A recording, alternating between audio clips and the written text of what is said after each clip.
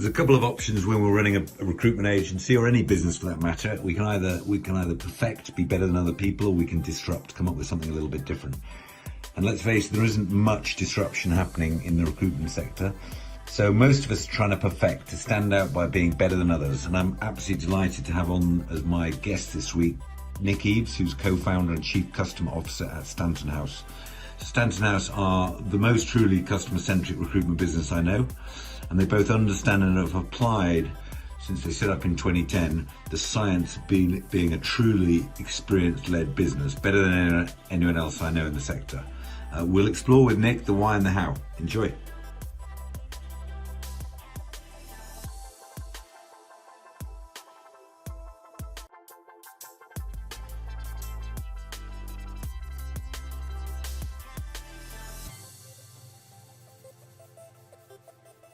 Massive welcome to the TRM podcast to Nick Eaves. Good to see you, Nick. Good to see you, Gordon. Thanks for having me. So you are Chief Customer Officer and founder at Stanton House. And you and I met probably 7 or 8 years ago. And I say it now, I say it to everybody, I'll say it to you. You're one of my 2 favorite recruiters in the whole wide world. I absolutely love the business you built. It's very kind of you to say. Now, if I try and the reason why I love the business you built is I'm convinced you're the most customer-centric recruitment organization that I've ever come across since I've been doing what I do now. You've won pretty much every award I think you can win: Absco Best Recruiter, American Best in Business winner, Inspiring Workplace, Best Companies. But it all comes from this simple obsession that you seem to have from day one about being totally customer-centric and obsessing about the experiences you give people. Where did that come from, that obsession? Yeah, thanks for all those kind words, Gordon. It was great meeting you 7 years ago, and you've come on quite a journey, of course, with the Recruitment Network and achieve great things, do great work. Well, it's a values thing, really. It's a belief system. I think Neil and I, when we set the company up, towards the end of 2010, the question we asked ourselves, we had this sort of entrepreneurial kind of desire to do this, but the question we asked ourselves is, does the world need another recruitment company? I mean, back then, I don't know, there were probably 25,000 of them in the UK, and the reason we thought that, there's a place for a different sort of recruitment company is our shared passion for delivering an exceptional customer experience. And I guess, our recognition that the industry that we work within is not very good at that generally, particularly with regard to the candidate experience. So our values around delivering a great customer experience and building long-term relationships was absolutely what Neil and I are all about. And we thought, well, look, can we build a scalable business that's both commercially successful, but also absolutely epitomizes that with everything that it does? Because that's something we're definitely up for. So really, that's what it came from. It came from a sort of the values of the 2 of us and what we believed in. And we kind of wove that into our kind of strategy and our vision for the business right from the start about achieving outstanding performance through exceptional customer experiences. And that was, and linked into our values around energy, ambition, and integrity. And obviously, integrity is a huge part of that. And it links to both how we treat people as colleagues as well as how we treat customers externally. So it's really a values thing to go back to your initial question. We'll come to how you've managed to maintain that and develop and take it to a whole new level over the journey. But for you personally, that values piece, because I know for myself, many years ago, I met an Indian guy called Mahesh who was running the Taj hotels out in India, 5-star exquisite hotels. And he said to me, and I wasn't working in hotels or in recruitment, and he said to me, you can make any organization customer-centric. There's a few simple principles. And I worked with him for a number of years, and he completely brainwashed me. And he, for me, that where I sort of strategically got into this obsession with look after employees, they'll therefore be able to look after your customers, and guess what? That'll create a sustainable, successful business. Where did that value get embedded with you personally in your journey? Yeah. So it was less about one person that inspired me. It was more about when in my previous role, I was with a business called Baden Knock and Clark, that ultimately is owned by Adecco now, but it was owned by an American business when I spent most of my years there. In my job there, sort of trying to work out ways to differentiate the business, I was kind of investigating more and trying to learn more about what made businesses successful. And I kind of, I knew intrinsically, you kind of look at Virgin Group and certain businesses that, my wife has always banked with First Direct. They had this kind of way of engaging with people that was different. And so I started researching it a little bit, and I never really found the time to properly do it. And then when Neil and I stepped away from that business and had sort of 6 months of sort of garden leave, we had time to properly plan it. I did a lot of reading. And I read a lot of stuff from the Institute Customer Experience, which is sort of focused on very different types of companies to yours and ours.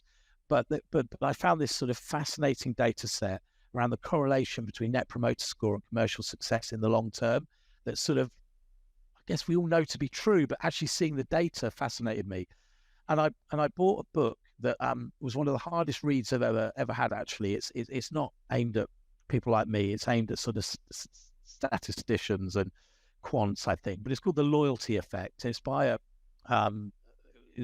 partner from Bain with a very big brain. But that book, I went on holiday with the family and I plowed my way through this book, and it just blew my mind a little bit, because what it did was it brought a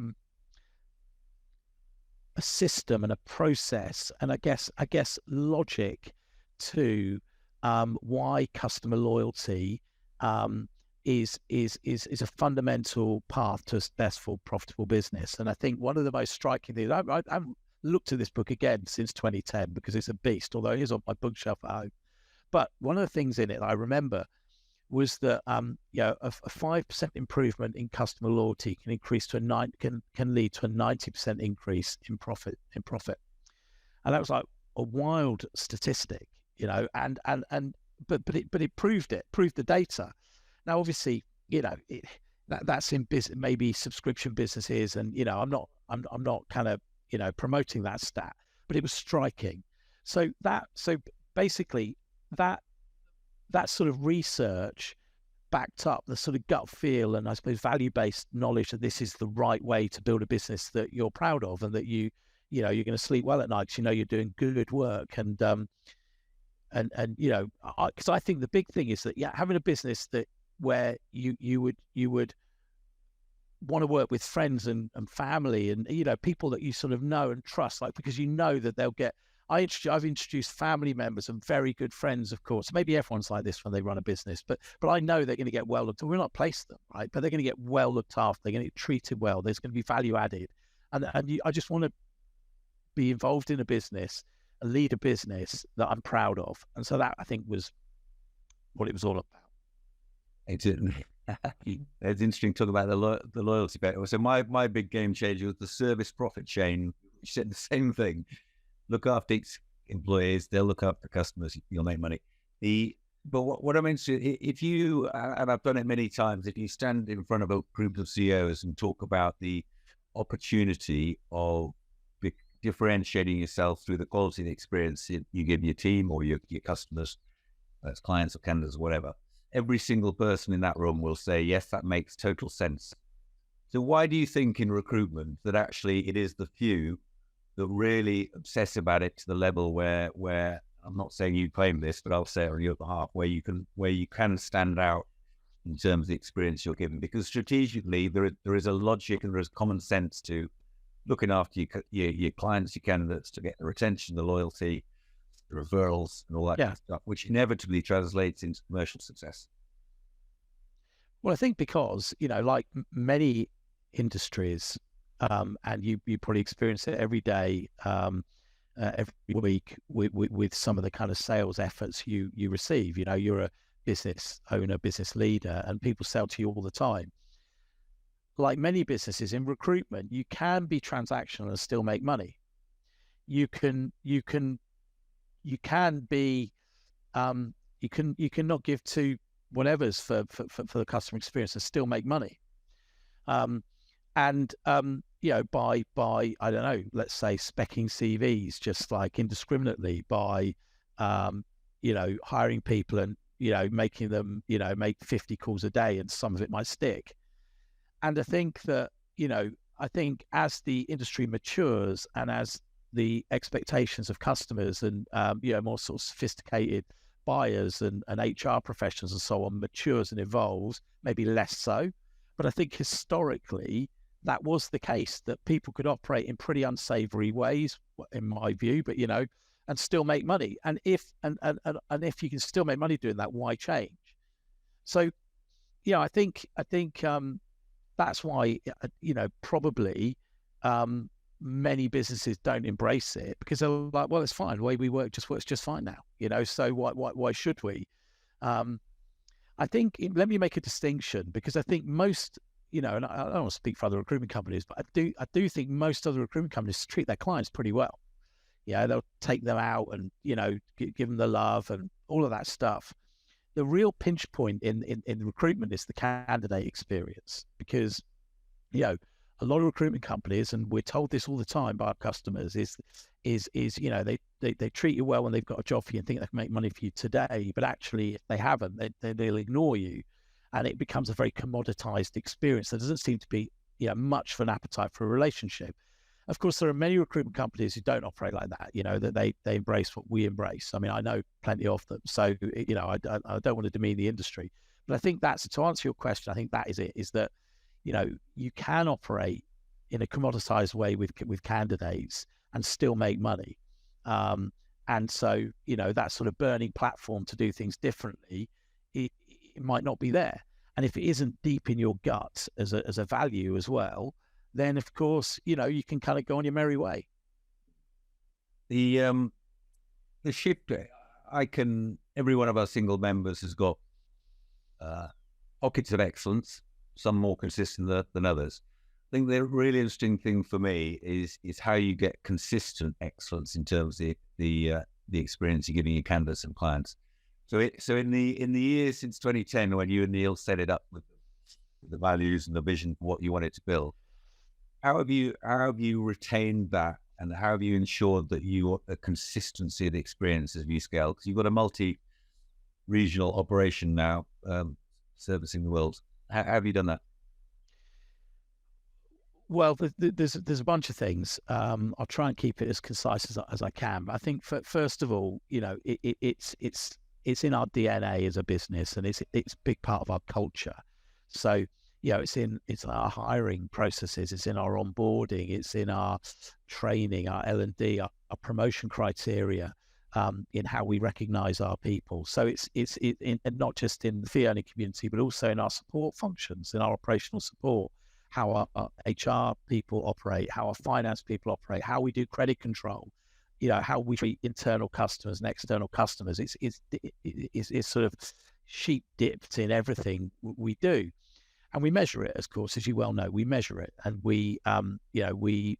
there's various different interactions with candidate customers, client customers, that trigger a request for customer feedback. There's a relatively sophisticated set of questions, and out of that comes a customer satisfaction score and a net promoter score. And then we obviously have a kind of back end that to analyze that and to give us insight and to look at that by team, by region, by specific interaction, so that we can sort of feed that into training, into recognition, into feedback, and so I think all those things come together to enable us to it's like a constant noise in the business. Customer experience is a constant thing we talk about. It's part of our vision.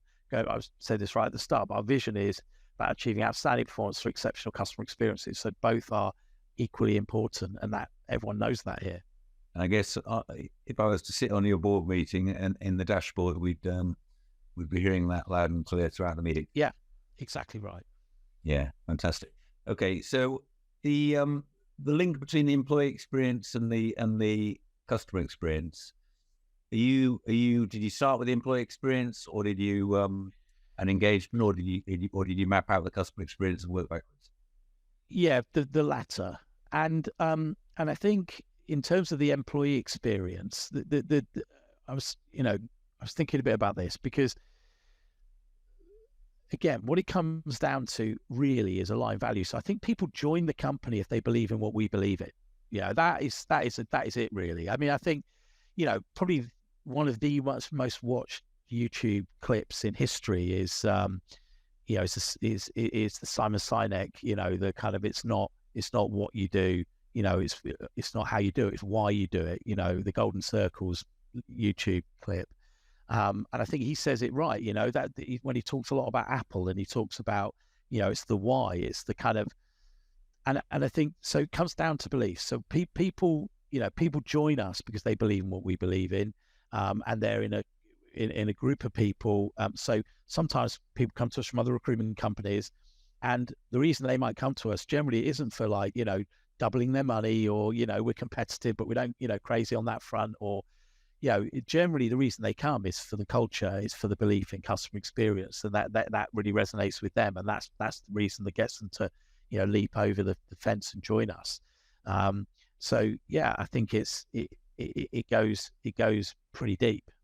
And in terms of, I guess, if you're bringing in experienced recruiters into the business, what you've created will be a shift potentially from where they've come from. How do you make sure there's no dilution in terms of I think, so a lot of, I mean, I'm sure like many recruitment companies, when you're interviewing people to join with you, that's sort of, what you want is culture add, not culture fit. So, like most businesses, I hope, we're very focused on diversity and inclusion.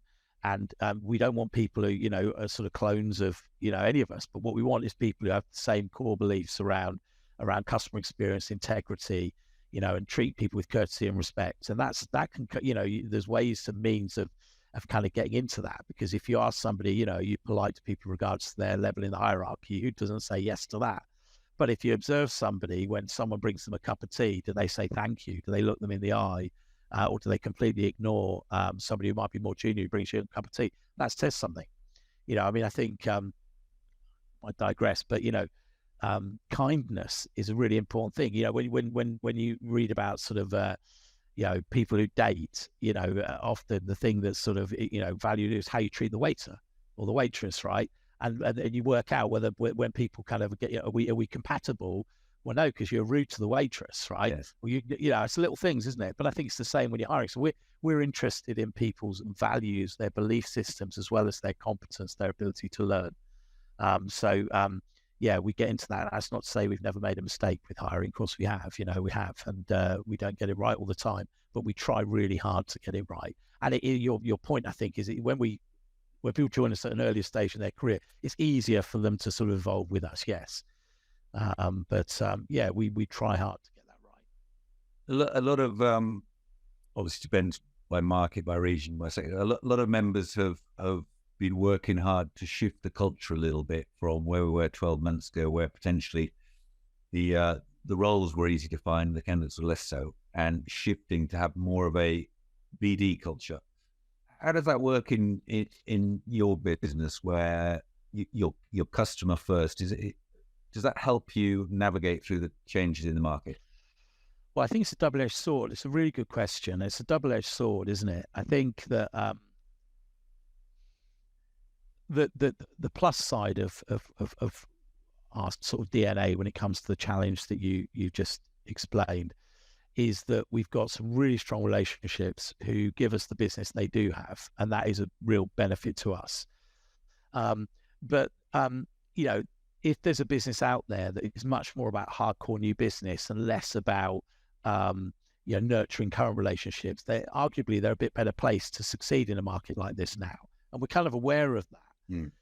But I think and so how we kind of deploy our people and the targets we set them and how we lead them, we have to sort of be clear on a few things, right? So when often, you make a cold call and it's an unwelcome call, and maybe the client sort of says, look, it gives you a bit of a kind of rough ride. That isn't contrary to our, they're not a customer yet. They don't know what a wonderful experience they're going to have when they're kind of in the community. So how would they know? And so getting the brush off is just part of life, and so we're prepared to, get turned down. It's not, we're not all fluffy right around here. But here's the thing: we train our people not to bullshit customers. We train our people not to lie. There's all sorts of sneaky tricks in the industry, and I've seen a few of them over the years in my previous life, where you, in effect, it's a sort of clever trick to get somebody to divulge something to you they might not want to divulge, or to control a process in let's say, an unethical way. And we don't do that, right? And that might mean sometimes we perhaps lose a deal that we might have been able to influence to our favor. We're okay with that, because for us, it's about the long-term relationship. It's about relationships over transactions. Now, clearly, if we're not making any transactions, we're toast. I mean, I appreciate this is it's all relative. Yeah, right. It's relative, but I think, so we want, if we nudge towards being too fluffy, is the word I use, speaking to customers who know us, that perhaps aren't giving us business. We got to be great at new business as well. And we've got a lot of people in this business who are great at new business, and we've got others in this business who are a bit comfortable with their current customers. Maybe that's true of most companies, I don't know, but it's a constant battle. And so back to your question, I think it's a double-edged sword. In some ways, it really helps us because of the loyalty we have in the marketplace with many, many people who know us well. But it is a bit of a battle in terms of new business, because a lot of our people do quite enjoy having very comfortable conversations with customers that already know us. So it's a bit of a battle. Yeah, no, really interesting. One of the things that you've done absolutely brilliantly, and I learned from my friend Mahesh in the world of hotels, was the end-to-end management of the touch points. Do you think, because quite often in recruitment we've got a market effectively, the BD machine that's got to work, we've got the delivery part, and then there's the ongoing account management. So there's almost the way that we look at the touch points is maybe not from a customer point of view. I know you've obsessed for a very long time about breaking down those specific touch points to making them excellent. Is that is in your experience, knowing recruitment as you do it, is that slightly unusual? Well, the only reason I think it's unusual is because you tell me it is, because you know how a lot of recruitment companies operate. I mean, I'm a weirdo, right? I've had 2 jobs, 3 jobs. I had a life before recruitment, but that was in a very different field. I mean, I went to work for a company called Badenoch and Clark in October 1995. I'm quite old. And I left there in, April 2010, set up Stanton House. Neil and I set up Stanton House in October 2010, and that's where I've worked since. So, okay, I did a few, so I don't really know that. But what I do believe is that if you break it down, it helps you work out how to deliver a great customer experience. Because so the archetypal failing in our job is let's say you speak to a woman about a job, and you say, hey, look, let's say she's a great candidate. You talk to her about a job. Got this job for you. It's here. So, are you interested? Yeah. Right. Okay. I'm going to put your CV forward. And then let's say you get an interview for her. And then let's say she doesn't get the job. So what then happens? So, let's say bad experience is you send her an email. Sorry, hard luck, you came second. All right. Any feedback? Yeah. Just someone had better experience. Now, I know sometimes clients are not very good at giving us the feedback we want, right? But we've got to try really, really hard. And even if that's the only feedback you get, there's a way to frame that, and maybe a phone call rather than a, email might be the right thing, even though it's not going to make you money. But we've established she's a great candidate here. We want a relationship with this person. She might one day be a client. So, I think it's about perspective, because what we try and train our people is that this candidate, when you talk to her about the job, right? First, she had to go through the emotional. She's in a job now. Am I going to make that leap? Okay, she's decided she's going to take that seriously. Then you tell her who the client is and the opportunity, and she speaks to her pal who used to work in that group, and she speaks to her partner for an hour about it, and she researches it. She might spend, and then maybe she's taken a half day of work because she's not comfortable having even a VC at work hours. I don't know. Either way, she might have spent 6 hours preparing. And then what? You send her a 3-line email? I mean, seriously? Instead, what you want to be able to do is have a relationship with your client where the client says, well, look, I love this, but that answer wasn't strong enough, and this and that. and you can get real detailed feedback, and you say, look, here's some stuff to be positive about, and for learning experience, here's what the client said. And by the way, just re-engineering it for a minute, before the interview, you have a bit of a mock interview with her, and you give her a load of, because we make the assumption senior people are good at everything. Well, no, they're not. She may not have interviewed for 10 years, so you give her some interview prep before, and you give her a kind of document to help her prep and understand. So anyway, so what she comes out of it with is, okay, I didn't get a new job, but actually I feel more equipped to get a new job now. And those guys and girls at Stanton House, what a great bunch. Love it. Do you one of the other things, as you're talking, I was thinking about the way we typically incentivize in recruitment. Yeah. By the way, my question about whether the end-to-end customer journey mapping is